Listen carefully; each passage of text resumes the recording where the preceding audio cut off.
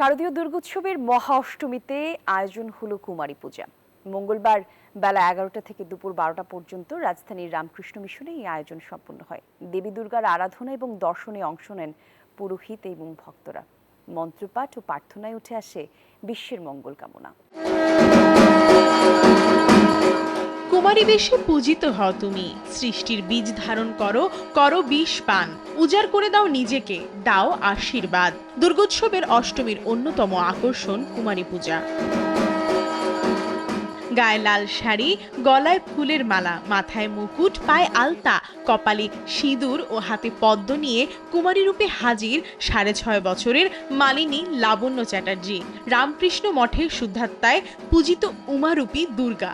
মায়ের পুজো হলো, তার পাশে একজন কুমারীর পুজো হলো। এটার মানে হচ্ছে নারী শক্তি সর্বঊর্ধ্বে। আমার অনেক আনন্দ লাগছে।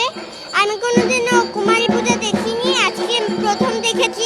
মা যেন সবার মঙ্গল করে, এটাই মার কাছে একমাত্র প্রার্থনা আমার।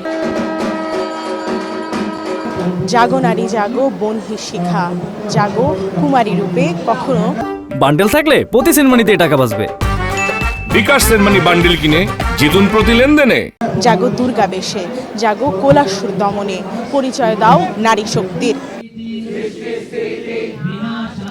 ভগবতীর ঐশ্বর্যের বিশেষ আচার এই কুমারী পূজা।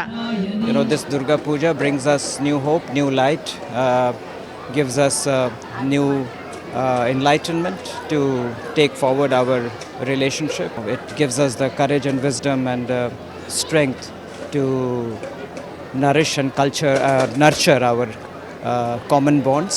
নারী রূপে ও উনি মা, উনি দেবী, উনি বোন। কুমারী পূজার মাধ্যমে আমাদের অনুভূতিটা এরকম যে মাকে সরাসরি আমরা দেখতে পাচ্ছি। অষ্টমী মার কাছে চাই যে আরো এগিয়ে যাক, মেয়েরা আরো প্রতিষ্ঠিত হোক। বিশ্বের মঙ্গল প্রার্থনায় উচ্চারিত হয় মন্ত্র। সবাই ভালো থাকো। দেবতাদের প্রার্থনাতে, তাদের স্তব স্তুতিতে সন্তুষ্ট হয়ে স্বয়ং আদ্যাশক্তি মহামায়া দুর্গা রূপে পৃথিবীতে অবতীর্ণ হয়েছিলেন এবং তিনি মহিষাসুরকে বধ করেছিলেন। দুর্গোৎসবের বুধবার নবমী তিথিতে বিহিত পূজার শেষে মণ্ডপে মণ্ডপে দেবীর প্রসাদ বিতরণ করা হবে। প্রমা চৌধুরী, নিউজ 24, ঢাকা।